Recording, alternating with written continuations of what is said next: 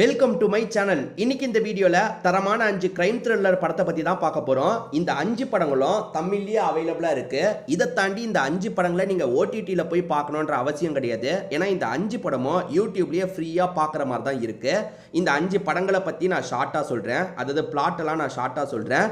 எந்த கதை உங்களுக்கு பிடிச்சிருக்கோ அந்த படத்தை மட்டும் பார்க்கணும்னா நீங்க தாராளமா பார்த்துக்கோங்க. அதே மாதிரி யூடியூப்ல என்ன பேர்ல இந்த படம் அவைலபிளா இருக்குன்றதையும் நான் சொல்லிடுறேன். இந்த லிஸ்ட்ல நம்ம ஃபர்ஸ்டா பார்க்க போறது நம்ம ஃபாஃபா நடிச்ச அதிரன் அப்படின்ற படம். ஃபாஃபாவும் சாய் பல்லவியும் இணைஞ்சு தான் இந்த படத்தில் நடிச்சிருப்பாங்க.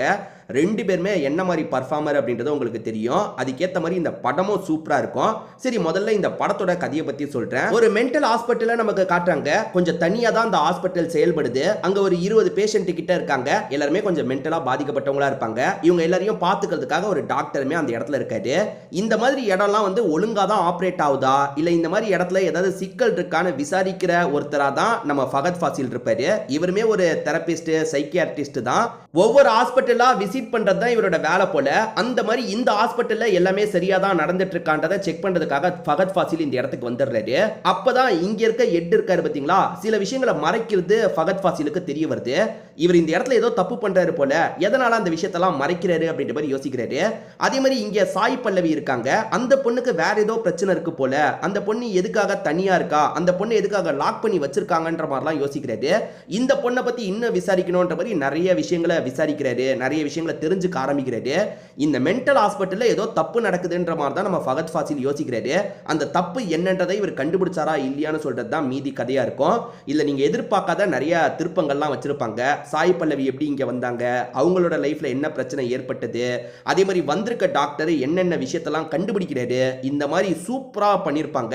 அதிரன் அப்படின்ற பேர்லயே இந்த படம் தமிழ்ல இருக்கு. நீங்க யூடியூப்ல சர்ச் பண்ணீங்கன்னா இந்த படம் உங்களுக்கு கிடைச்சிரும். ஏற்கனவே உங்கள நிறைய பேர் இந்த படத்தை பார்த்திருக்க தான் வாய்ப்பு இருக்கு. இன்னும் கூட இந்த படத்தை பார்க்காம இருக்கீங்கன்னா கண்டிப்பா ஒரு வாட்டி பார்த்துருங்க. அந்த அளவுக்கு ஒரு சூப்பரான படம்னு சொல்லலாம். இப்போ இந்த லிஸ்ட்ல நம்ம செகண்ட் படத்தை பத்தி பார்க்கலாம். இந்த படத்தோட பேரு ஷிகாரு அப்படின்றது. இந்த படத்துல வந்து நமக்கு தெரிஞ்ச தன்ஷிகா தான் முக்கியமான ரோல் பண்ணிருப்பாங்க. இது ஒரு தெலுங்கு படம் தான், ஆனா இப்ப தமிழ்லயே இந்த படம் அவைலபிளா இருக்கு. ஷிகாரு அப்படின்ற மாதிரி போட்டீங்கன்னா இந்த படம் உங்களுக்கு கிடைச்சிரும். சரி, இந்த படத்தோட கதையை பத்தி நான் முதல்ல சொல்றேன். தன்ஷிகாவை பொறுத்த வரைக்கும் கல்யாணம் ஆனவங்களா இருப்பாங்க. கிஷோர் தான் அந்த ஹஸ்பண்ட் ரோலை பண்ணிருப்பாரு. கிஷோர் இருக்கார்ல, எப்ப பாரு இவங்க கிட்ட கோவப்பட்டுக்கிட்டே இருக்காரு. இவங்க கல்யாண வாழ்க்கை அவ்வளவு ஸ்மூத்தாலாம் போல. அந்த கிஷோர் ஒரு போலீஸ் ஆபீசர், எப்ப பாரு ஒய்ஃபை திட்டிக்கிட்டே தான் இருப்பாரு. ஒய்ஃப் படிக்கணும்ன்ற மாதிரிலாம் ஆசைப்படுறாங்க. அதுக்கெல்லாம் இவர் ஏத்துக்கவே மாட்டாரு. எப்ப பாரு ஒய்ஃபை திட்டிக்கிட்டே இருக்காரு. இன்னொரு பக்கம் சில பசங்களை நமக்கு காட்டுறாங்க. அந்த பசங்க எல்லாருமே லவ் பண்றதுக்கு பொண்ணு கிடைக்க மாட்டாளா அப்படின்ற மாதிரிலாம் யோசிச்சுட்டு இருக்காங்க. அதுல ஒருத்தர் தான் முக்கியமான கேரக்டரா இருப்பாரு. இப்ப அவர் இருக்காரு பாத்தீங்களா, ஆன்லைன் மூலியமா ஒரு பொண்ணு கிட்ட பேச ஆரம்பிக்கிறாரு. யார்கிட்ட பேச ஆரம்பிக்கிறாருன்னா இந்த தன்ஷிகா கிட்ட தான் பேச ஆரம்பிக்கிறாரு. தன்ஷிகா கல்யாணம் ஆனவங்க, இருந்தாலும் ஹஸ்பண்ட் மேல இவங்க கடுப்புல இருக்காங்கல்ல, அதனால தான் ஹீரோ கிட்ட பேச ஆரம்பிக்கிறாங்க. போக போக சாட்ல இவங்க ரெண்டு பேருமே ரொம்ப க்ளோஸாலாம் பேசிக்க ஆரம்பிக்கிறாங்க. ஹஸ்பண்ட் வீட்ல இல்லன்றத தன்ஷிகா சொல்றாங்க. என் வீட்டுக்கு வான்ற மாதிரி சொல்றாங்க. இந்த பையனுமே ஒண்ணு மண்ணா இருந்துடலான்ற மாதிரி வீட்டுக்கு வந்துடுறாரு. இப்ப ரொமான்ஸ் பண்ணலாம்னு ஆரம்பிக்கிறாரு. தன்ஷிகாவோட ஹஸ்பண்ட் இப்போதைக்கு வரமாட்டாருன்றதுக்காக தான் இவர் ரொமான்ஸ் பண்றதுக்கு ஆரம்பிச்சிருப்பாரு. ஆனா தன்ஷிகாவோட ஹஸ்பண்ட் போன வேலை பாதியிலேயே முடிஞ்சிருச்சு போல. அவர் வீட்டுக்கு வந்துடுறாரு. அச்சச்சோ, அவர் வீட்டுக்கு வந்துட்டாரு, இப்ப நம்ம எப்படி வெளியே போறது அப்படின்ற மாதிரி இந்த பையன் பயந்துட்டு இருக்கான். தன்ஷிகாவும் மாட்டிக்கிட்டா அவ்வளவுதான், எப்படியாவது இவனை ஒளிச்சு வச்சு வெளியே அனுப்பிடணும்ன்ற மாதிரி யோசிக்கிறாங்க. இவனுமே வந்து ஃப்ரெண்ட்ஸுங்க கிட்ட ஹெல்ப் கேட்கறான். இந்த நபரை எப்படியாவது டைவர்ட் பண்ணி அனுப்புங்க, அப்பதான் நான் வெளியே வர முடியும்ன்ற மாதிரிலாம் சொல்றான். இந்த மாதிரி நிறைய குழப்பங்கள்லாம் நடந்துட்டு இருக்கு. முடிவில் என்ன நடக்குதுன்னு சொல்றது தான் இந்த படத்தோட மீதி கதையா இருக்கும். இது வரைக்கும் இந்த படத்தை பார்க்கலனா ஒன்ஸ் ட்ரை பண்ணி பாருங்க. காமெடி த்ரில்லர் படம்னு சொல்லுவாங்கல்ல, அந்த மாதிரி தான் இந்த படத்தோட கதை இருக்கும். ஜாலியா கொண்டு போயிருப்பாங்க. இந்த லிஸ்ட்ல நம்ம மூணாவதா பார்க்க போற படத்தோட பேரு கேம் ஆன் அப்படின்றது. இதுவும் ஒரு தெலுங்கு படம் தான். பக்கவான கிரைம் த்ரில்லர் படம்னு சொல்லலாம். இப்போ இந்த படம் தமிழ் டப்பிங்லயே அவைலபிளா இருக்கு. கேம் ஆன் தமிழ் டப்னு போட்டீங்கன்னா இந்த படம் உங்களுக்கு கிடைச்சிரும். சரி, இந்த படத்தோட கதையை பத்தி பார்ப்போம். நம்ம ஹீரோவை பொறுத்த வரைக்கும் எந்த வேலை பார்த்தாலும் ரொம்ப சின்சியரா பார்ப்பாரு. எல்லாமே நல்லபடியா போயிட்டு இருக்கும் போது ஒரு நாள் இவர் அடுத்தடுத்து நிறைய பிரச்சனையை சந்திக்கிறாரு. இவரோட வேலை போயிருது. சோகமா வீட்டுக்கு வந்தா இவரோட காதலி இருக்காங்கல்ல, வேற ஒரு நபர் கூட ஒண்ணு மண்ணா இருக்காங்க. அதாவது இவரை சீட் பண்ணிடுறாங்க. என்ன காதலி இப்படி சீட் பண்ணிட்டாலே அப்படின்ற மாதிரி இவருமே பயங்கரமா ஃபீல் பண்ணிட்டாரு. விரக்தியில இருக்காரு. நம்ம செத்து போயிடலாமா அப்படின்ற மாதிரி யோசிக்கிறாரு. அப்பன்னு பார்த்து இவருக்கு ஒரு ஃபோன் கால் வருது. போன்ல பேசுற நபர் இருக்கான்ல, இந்த டாஸ்க பண்ணனா உனக்கு இவ்வளவு காசு கிடைக்கும்னு சொல்றான். அவ்வளவு காசு கிடைச்சா இவர லைஃப நல்ல நிலைமைக்கு கொண்டு வரலாம். சரி சாவலானே முடிவெடுத்துட்டோம், இந்த டாஸ்க விளையாண்டா என்னன்ற மாதிரி இவருமே அந்த டாஸ்க விளையாடுறாரு. அவன் சொன்ன மாதிரியே அந்த காசை தந்துடுறான். இப்ப அடுத்து இந்த டாஸ்க பண்ணு, இவ்வளவு காசு கிடைக்கும்னு சொல்றான். இவருமே அந்த டாஸ்கையும் பண்ணலாம் அப்படின்ற மாதிரி அந்த டாஸ்கையும் விளையாடுறாரு. அப்படி விளையாடிட்டு இருக்கும்போது ஒரு பொண்ணு கூட இவருக்கு பழக்கம்லாம் ஏற்பட ஆரம்பிக்குது. இவர் டாஸ்க் விளையாடி விளையாடி காசெல்லாம் சம்பாதிக்கிறார்ல, போக போக அந்த டாஸ்க்ல கொஞ்சம் வில்லங்கம்லாம் ஏற்படுது. இதை நம்ம பண்ணா பிரச்சனை தான் வரும்ன்ற மாதிரி இவர் பயப்பட ஆரம்பிக்கிறாரு.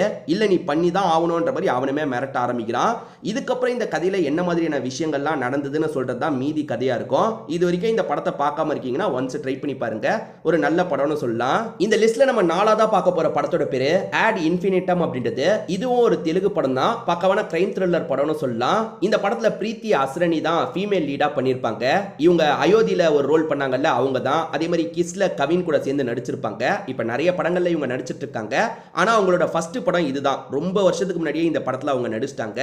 இந்த படத்தோட கதையை பத்தி நம்ம முதல்ல பார்ப்போம். ஆட் இன்ஃபினிட்டம்ன்ற பேர்ல தான் இந்த படம் வந்து தமிழ்லயும் அவைலபிளா இருக்கு. நீங்க சர்ச் பண்ணீங்கனாலே ஈஸியா இந்த படம் உங்களுக்கு கிடைச்சிரும். நான் டைட்டில் கொடுத்துருக்கேன் பாத்தீங்களா, ஏதாவது ஒரு பிக்சர்ல டைட்டில் உங்களுக்கு தெளிவா தெரியும். நீங்க சர்ச் பண்ணீங்கன்னா இந்த படம் உங்களுக்கு கிடைச்சிரும். சரி, இந்த படத்தோட பிளாட்டை பத்தி பார்ப்போம்.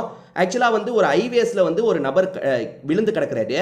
அவருக்கு வந்து நடந்த எல்லாமே மறந்துடுது. அந்த ஹைவேஸ் ரோட்ல அவர் எப்படி வந்து விழுந்தாருன்றது தெரியல. ஏன்னா அதுக்கு முன்னாடி நடந்த எல்லாமே அவருக்கு மறந்துடுது.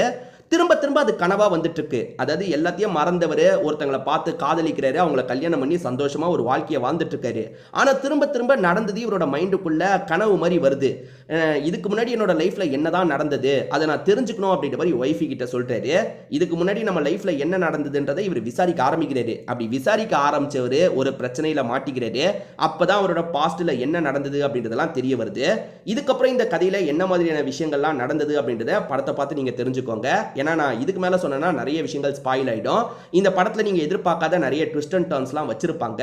ரொம்ப சூப்பரான படம்னு சொல்லலாம். இந்த லிஸ்ட்ல நம்ம கடைசியா பார்க்க போற படத்தோட பேரு பூமிகா அப்படின்றது. இந்த படத்தை டைரக்டா ஓடிடில ஸ்ட்ரீம் பண்ணாங்க. கார்த்திக் சுப்பராஜோட அசிஸ்டன்ட் ஒருத்தர் தான் இந்த படத்தை டைரக்ட் பண்ணியிருப்பாரு. இந்த படம் எனக்கு தெரிஞ்சு விஜய் டிவில அடிக்கடி போடுவாங்கன்னு நினைக்கிறேன். இது வரைக்கும் பார்க்கலனா ஒன்ஸ் ட்ரை பண்ணி பாருங்க. இது நல்ல படம்னு சொல்லலாம். முடிவுல ஒரு நல்ல மெசேஜையும் சொல்லி தான் இந்த படத்தோட கதையை முடிச்சிருப்பாங்க. இந்த படத்துல ஐஸ்வர்யா ராஜேஷ் ஒரு முக்கியமான ரோல் பண்ணியிருப்பாங்க. சரி, இப்ப படத்தோட பிளாட்டை பத்தி பார்ப்போம். ஒரு பெரிய மாளிகை வீடு மாதிரி இருக்கு. அந்த வீட்டை ரெனோவேட் பண்ற மாதிரி பிளான் இருக்கும். அதுக்கான ஒர்க் பண்றதுக்காக ஐஸ்வர்யா ராஜேஷும் ஃப்ரெண்ட்ஸும் சேர்ந்த மாதிரி அந்த இடத்துக்கு வராங்க. அதாவது வந்து அந்த இடத்தை எப்படி மாத்தலாம், அதுக்கான ஆர்கிடெக்ட் ஒர்க் இருக்கு பாத்தீங்களா, அதெல்லாம் பண்றதுக்காக அந்த இடத்துக்கு வராங்க. ஆனா அந்த இடத்துல வித்தியாசமா சில பிரச்சனையெல்லாம் இவங்க சந்திக்கிறாங்க. அமானுஷ்யமா அந்த வீட்டுல நிறைய நடக்குது. இவங்க ஒரு விஷயத்தை பண்றதுக்காக வந்தாங்க பாத்தீங்களா, அந்த விஷயத்தை பண்ணவே முடியல. அதை பண்ணலாம்னு நினைச்சா இவங்க நிறைய பிரச்சனையெல்லாம் ஃபேஸ் பண்ணிட்டு இருக்காங்க. எதனால இவங்க நினைச்ச விஷயத்தை பண்ண முடியல, இங்க நடக்கிற அமானுஷ்யத்துக்கு காரணம் தான் என்னன்ற மாதிரி இவங்களுமே விசாரிக்க ஆரம்பிக்கிறாங்க. அப்படி விசாரிச்சவங்களுக்கு அந்த காரணம் தெரிஞ்சதா இல்லையான்னு சொல்றது தான் மீதி கதையா இருக்கும். இந்த லிஸ்ட்ல நான் சொன்ன 5 படங்களும் கண்டிப்பா நல்லா தான் இருக்கும். அந்த 5 படங்கள்ல ஏற்கனவே நீங்க எந்தெந்த படங்களை பார்த்திருக்கீங்க, அது உங்களுக்கு பிடிச்சிருந்ததா இல்லையான்றதை கண்டிப்பா கமெண்ட் செக்ஷன்ல சொல்லுங்க. ஏன்னா இந்த வீடியோவை பார்க்குற மற்றவங்களுக்கு அது யூஸ்ஃபுல்லா இருக்க வாய்ப்பு இருக்கு. திரும்பி வேற ஒரு வீடியோல நம்ம இந்த மாதிரி 5 படங்களை பத்தி பார்ப்போம்.